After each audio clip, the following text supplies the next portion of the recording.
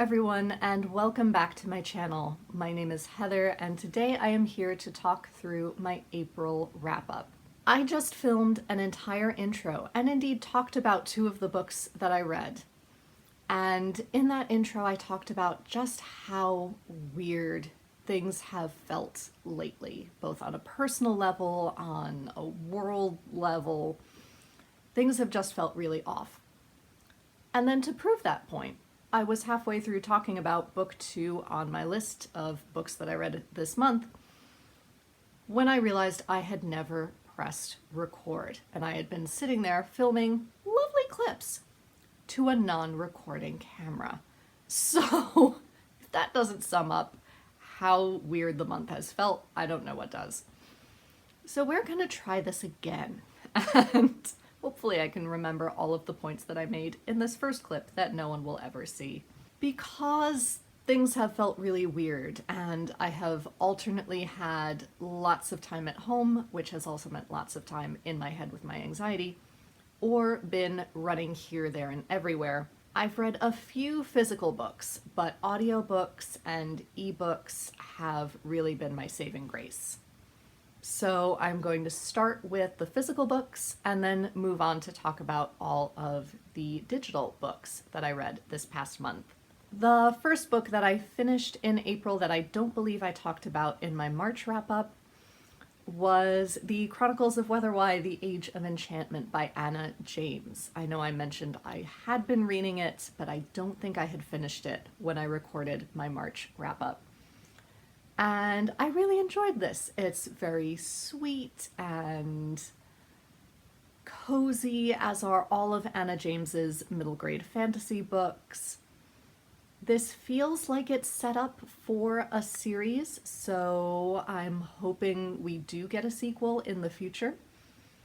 I also love how much of an emphasis that Anna James puts on the food that the characters eat and the various cozy foods that they enjoy. It feels very much like a classic British middle grade thing to do. We actually discussed that as a technique in my 20th century children's lit class in university. So I really enjoy that touch in all of her books, and this was another worthwhile read. I think I still like Pages & Co. better, but this was still very enjoyable. Then my spring break usually falls in April as a teacher, so I was able to read 2 physical books that week. The first was The Paris Affair by Anton Dubek. This is the 6th in his Buckingham series, so I can't tell you very much about it, but we do follow Raymond and Nancy and our usual cast of characters at the Buckingham Hotel. I think we're in 1942. Is it 42? No, still 41. But this one follows a little bit of a different format to the other novels in that we have 2 timelines that we're following. We have our current timeline following Nancy and the rest of the staff while Raymond is deployed in North Africa. But then we are also flashing back to 1926 when Raymond is just starting out as a young dancer in Paris. And at first it's quite unclear why Anton Dubek is writing it this way. It's certainly interesting, but you're wondering why this feels like filler. Why are we doing this? After a while, though, it does become clear. It takes a very long time for that to happen. But once that revelation happens, it all makes sense, and the story picks up, and it's a race to the finish. So that part I really enjoyed. It did pay off in the end. Not my favorite in the series, but I'm very much looking forward to continuing it. I have book 7 on my TBR for this month, and then I believe there's one more that has been published that I hope to pick up in the next couple of months. And after that, I will be caught up until the fall. These seem to publish in October, so I'm really hoping that there's another one this fall, because I do not want this to end. Speaking of series, the next physical book that I read was A Season for Scandal by Laura Wood, and this is book 2 in her agency series. I forget exactly what she calls the series overall. but the first one I believe was The Agency for Scandal, and this is book 2. And each novel centers a different heroine. So in this case, we follow Marigold Bloom, who is rejected by her fiance for being too much, apparently. And she decides that she is well shot of him. However, this does leave her family's flower shop in a bit of a precarious situation. So after dropping a book on another library patron's head by accident and pouring out this entire story to him, he recommends that she seek out Mrs. Finch and the agency, the aviary, I believe. And that's when we pick up with lots of our other characters from book 1, and Marigold begins to mix in with all of them, and they all put their heads together and teach her a variety of skills for the common good, really, to help her, but also to help her help other young women. I love this series. There is always a romantic plotline. They are very easy to read, but they are also fun, romantic adventures set in the Victorian era. They're very much young adults. They are very clean, and I really, really enjoy them. There's only one more, so I'm saving that possibly for next month. And yes, a very enjoyable read. Now I am going to get into the digital books that I read, so I'm going to start with ebooks. The first ebook that I read was The Hounding by Zenobi Purvis. This was a library hold that came in for me on Easter weekend, so I was able to zip through it because it is very short. I was fascinated by this premise, and I still remain fascinated by the premise. It takes place in a small English village one summer in the 1600s, I want to say. It's during an incredibly hot spell. There's a drought on. Everyone is just uncomfortable and on edge for a variety of reasons. And we see through the eyes of a variety of villagers as this rumor begins to build that this family of young girls who are orphaned and living with their grandfather, the rumor goes around that these girls might be able to turn into dogs. And things snowball from there, and you see through all of these different perspectives how things begin to snowball, why people feed into this rumor, and also what these girls are driven to do about it. That aspect I found really, really interesting. It is highly uncomfortable to read, but it is really, really interesting. And I'm still not entirely sure what to make of the ending, so if you have also read it, let me know in the comments. Do warn others in case they haven't read it, but I would be very intrigued to talk with you about that because I still can't quite make up my mind. Then I was very lucky to receive an ARC of the new book, I'm a Sea for Myself by Ariel Fitz-Patrick, and I received this through NetGalley.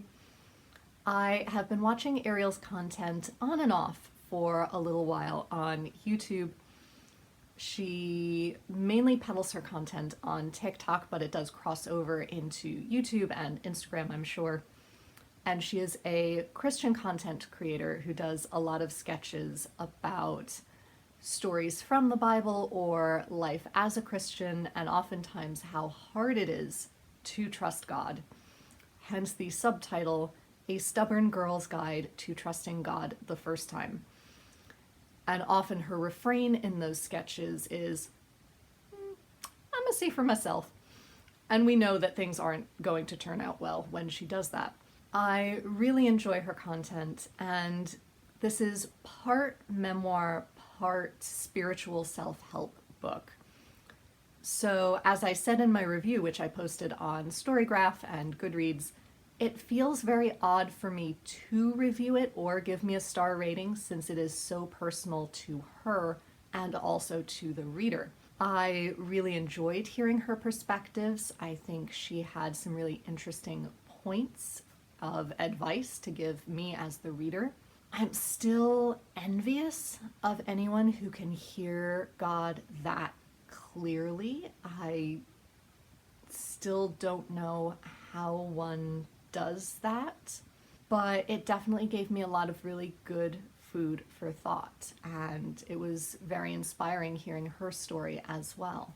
Then, to please one of my students, I carried on with the Percy Jackson series, so I read book 2, The Sea of Monsters, and I have to say I enjoyed it much, much more than the first book. In the first book, Percy was a bit too much of a whiny, angry middle school boy, which I spend most of my time around as a middle school teacher, so I think that just rubbed me the wrong way, hearing that perspective all the time. But in book 2, Percy really matures, and we get a lot more depth, not only out of him, but out of a lot of the other characters, like Annabeth. I loved the Tyson storyline as well. I liked that we got to see so much more of Clarice and understand her perspective. I really appreciated the emotional maturity there, so I will definitely continue with the series at some point. And then I finally yielded to the hype to see what it was all about and read 2 of Rachel Reed's hockey romance books. These are male romance hockey romance books, the first being Game Changer and the second being Heated Rivalry, which of course became hugely famous earlier this year from the TV series. Heated Rivalry is in fact book 2 in the series. I enjoyed them both. Heated Rivalry got a lot better towards the end, and I enjoyed it a lot more, but I didn't enjoy the very angry feeling relationship that the 2 main characters had for at least the first half of that book. In that sense, I much preferred the relationship in Game Changer, which stays quite sweet and quite soft all the way through. That's much more my style. I did really appreciate that in both of these books, they not only looked at the difficulties of coming out, but the difficulties of coming out in the world of sports, in the masculine world of sports especially, and how associations can say that they are open and welcoming, but the reality of living it can be and feel quite different. I loved that they addressed the political delicacies of being gay in a variety of countries and all of the very real threats that that can sometimes pose. Overall, very enjoyable. Light, but with slight elements of depth, which I appreciated and enjoyed. Then we come to the audiobooks that I listened to in April, and the first one was In Such Good Company by Carol Burnett. And this is her memoir of her time working on and creating the Carol Burnett show, how she came to know each of her fellow actors, what the rehearsal process was like, what the recording process was like, some of her favorite sketches. And I know this came out years ago, but if you haven't read it yet, or if you read it and want to reread it, I highly, highly recommend listening to the audiobook, because not only does Carol read it herself, which is a lovely personal touch, but you then get intonations and vocal impressions, which of course Carol Burnett was so good at, that you just wouldn't get reading the physical book. Her impression of Vicki Lawrence's mother on the phone when she realized that Carol Burnett was on the other end of the phone is something I will never forget. And being the audiobook, she was able to include either other cast members recording their own experiences. Vicki Lawrence gets to then tell her side of that story afterwards. Or in the case of if these actors are no longer with us, she can include clips from interviews that they did, like in the case of Tim Conway or Harvey Korman. And that gives it a really special touch, which I really enjoyed. I then listened to Simply More, which is Cynthia Erivo's memoir, self-help book. It rides the line between the two once again. But once again, she reads it herself, which I think lends such an extra element of depth to it, and she has such a beautiful voice. How could you resist? I know a lot of people felt like she didn't get very deep into her own personal life or that her advice wasn't that deep, but I didn't feel that way at all. I really enjoyed the connections that she drew, and I could clearly see where she drew each piece of advice from, what experience had given her that lesson. And it was very enjoyable. It is very short, but I would look forward to other things that she writes in the future if she decides to. I finished that book right before spring break, which was perfect timing, as I then wasn't planning on driving anywhere for a while. But as spring break ended, I then picked up the Unselected Journals of Emma M. Lyon, Volume 3 by Beth Brower. I will refer you back to my March wrap-up to hear about this series overall. As the plot doesn't really progress, I have to be honest, there isn't much of a plot to these books. If there is, it is definitely a slow burn. But it is still a very, very enjoyable and comforting and interesting fictional slice of life as we read Emma M. Lyon's journals as a young 20-year-old woman in 1883 in a fictional neighborhood of London, and all of the incredible adventures and mishaps that she has. That then rounds out the books that I finished in April. However, part of my plan is to, number one, finish Human Rights Today by Juno Dawson. This is just the slipcover. I left the actual book downstairs. But I am about 2/3 of the way through this, and I have been absolutely desperate, but also kind of scared to get to the end. So hopefully I finish that soon, but this has been such a fantastic series. I have also been listening to The Duke's Children by Anthony Trollope and then moving my physical bookmark. So I am again about 2/3, actually closer to 3/4 of the way through this book. I will probably finish it this week, if all goes well. And once again, really enjoying it. I know some of you told me that this is a heavily edited version, that more recent publications have added in a lot of the plot that Anthony Trollope decided to cut. And maybe one day I will track down that extra information, but I still think this version is lovely as it is. And I should technically be reading Great Writers and the Cats Who Owned Them by Susanna Fullerton. I told myself I was just going to read a chapter of this every day and work my way through it, and have I? No, I made it one chapter in. It is quite sweet, and it does exactly what it says. This is Susanna Fullerton talking about various authors and their cats and the relationship that they had. So yes, I will hopefully finish this at some point.